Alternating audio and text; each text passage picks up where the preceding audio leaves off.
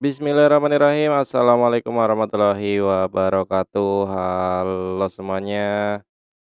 Kembali lagi bersama saya Nurul Hadi Fauzi di channel Ngapakpedia. Oke, teman-teman. Jadi pada video kali ini kita akan membahas tentang NISN yang banyak sekali ditanyakan di grup operator, di sosmed Ngapakpedia, di komen-komentar gitu ya. Nanti kita akan bahas kupas tuntas tentang NISN ya, karena, berhubungan dengan Juknis BOS tahun 2022 atau perhitungan dana BOS tahun 2022 yang cut off-nya adalah besok, 31 Agustus 2022. Oke, pertama ya, di sini saya sudah membaca juknis BOS, itu terkait NISN, itu hanya ada 4 kata NISN yang ada di juknis BOS, di mana, semuanya mengatakan bahwa ya, kita kita lihat di sini, peserta didik sebagaimana dimaksud pada ayat 1 ini ya, yang dihitung menerima dana BOS, merupakan peserta didik yang memiliki NISN pada satuan pendidikan penerima dana BOS reguler berdasarkan data pada Dapodik tanggal 31 Agustus tahun anggaran sebelumnya, ya. Jadi, poin pertama intinya adalah siswa yang terhitung mendapat dana BOS adalah siswa yang punya NISN, ya, punya NISN. Di sini tidak dikatakan, siswa ganda atau apa, saya belum membaca, saya belum menerima, gitu ya. Kemudian ini hampir sama intinya tentang NISN ya. Jadi itu NISN adalah syarat mutlak untuk perhitungan dana BOS. Nah kemudian, di sini teman-teman bisa melihat kalau sekolah saya alhamdulillah sudah tidak ada residu sama sekali, jadi aman. Yang pertama yang banyak sekali ditanyakan saya sudah rangkum teman-teman ya. Nih, sebenarnya saya sudah membuat solusi NISN ganda di Verval PD itu, tapi si YouTube ini ndak tahu kenapa ini menghapus video saya. Alasannya adalah konten tidak pantas katanya. Ya wis nggak apa-apa, nanti kita bahas aja di sini ya. Kita kupas tuntas tentang NISN berdasarkan apa yang saya tahu gitu ya teman-teman ya. Berdasarkan apa yang saya tahu, sekali lagi ini berdasarkan apa yang saya tahu. Yang pertama, NISN ganda. Kita akan membahasnya tentang NISN ganda. Tapi sebelum itu kita perlu pahami bahwa NISN adalah syarat mutlak siswa penerima BOS, ya.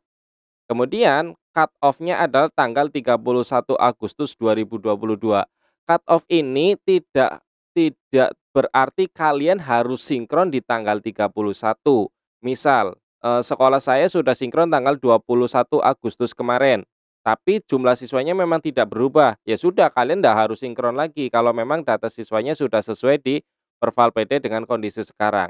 Jadi cut off itu tidak harus kalian sinkron di tanggal itu, tapi cut off adalah batas terakhir kalian sinkron untuk siswa yang terhitung dana BOS-nya. Setelah itu kalau ada siswa masuk setelah tanggal 31 Agustus maka tidak terhitung sebagai penerima dana BOS di sekolah kalian, gitu ya. Karena masalah cut off ini banyak yang masih gagal paham, mereka berpikir bahwa tanggal itu ya berarti harus sinkron lagi. Ya tidak usah kalau kalian memang sudah sinkron dan tidak ada perubahan jumlah siswa atau perubahan data, begitu ya.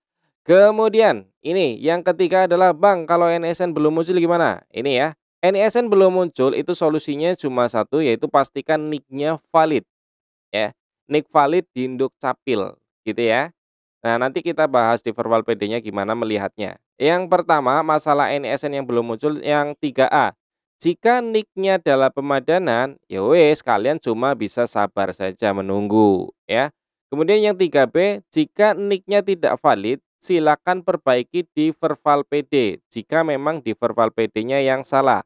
Atau bisa cek ke Capil. Jika kalian merasa di verbal PD dan di kartu keluarga sudah sama, maka pastikan kalian harus ke Capil. Bisa jadi data di Capil tidak sama dengan data di kartu keluarganya. Begitu.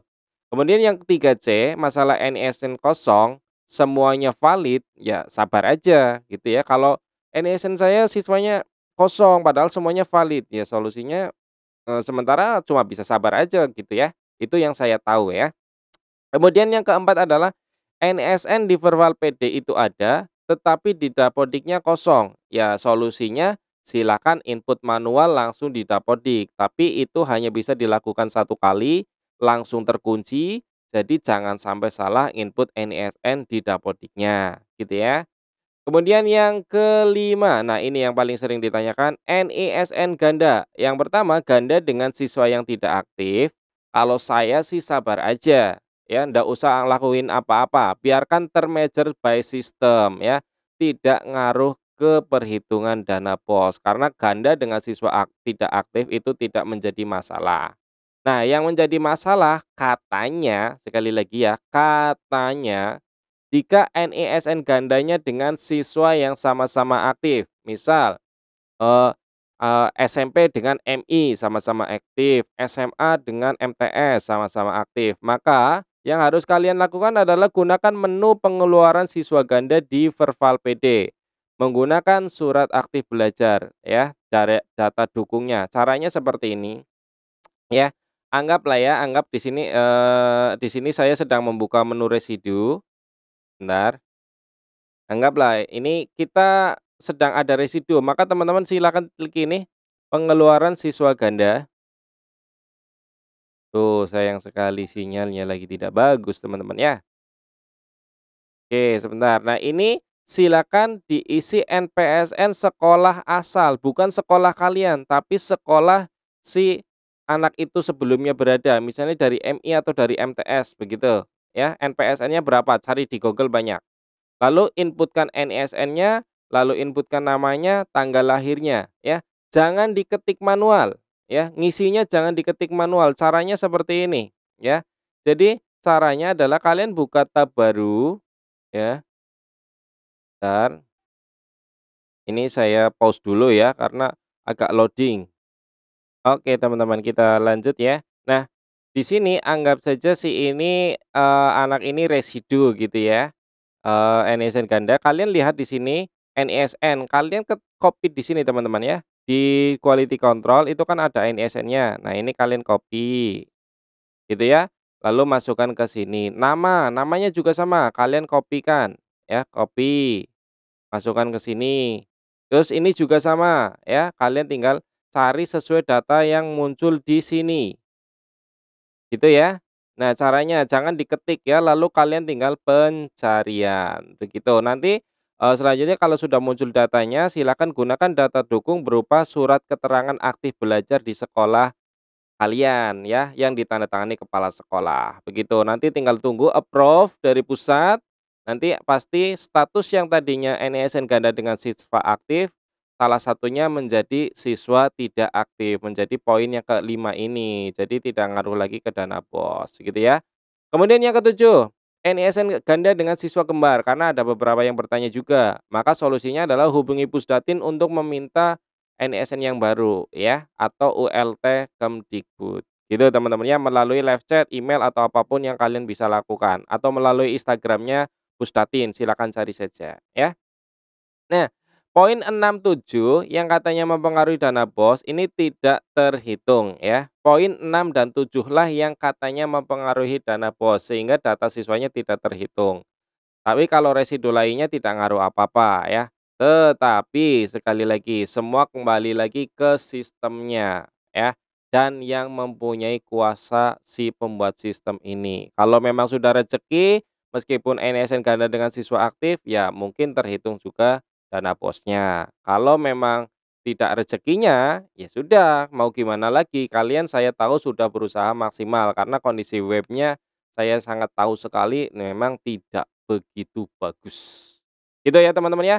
Jadi itu terkait data siswa ganda atau NISN ganda, silakan disimak dan diperhatikan dan dikerjakan ya. Semoga video ini bermanfaat. Sekali lagi kurang lebihnya mohon maaf. Ini hanya sebuah informasi yang saya tahu ya. Jadi jika ada yang salah ya saya mohon maaf. Gitu ya teman-teman ya. Itu saja dari saya, terima kasih, semoga video ini bermanfaat. Jangan lupa di-like video ini, kemudian share ke teman-teman kalian, dan tentunya subscribe ya, buat yang belum subscribe. Saya akhiri, salam satu nusa, salam satu bangsa, salam satu bahasa, salam satu data. Salam terakhir, salam Ngapakpedia. Wassalamualaikum warahmatullahi wabarakatuh.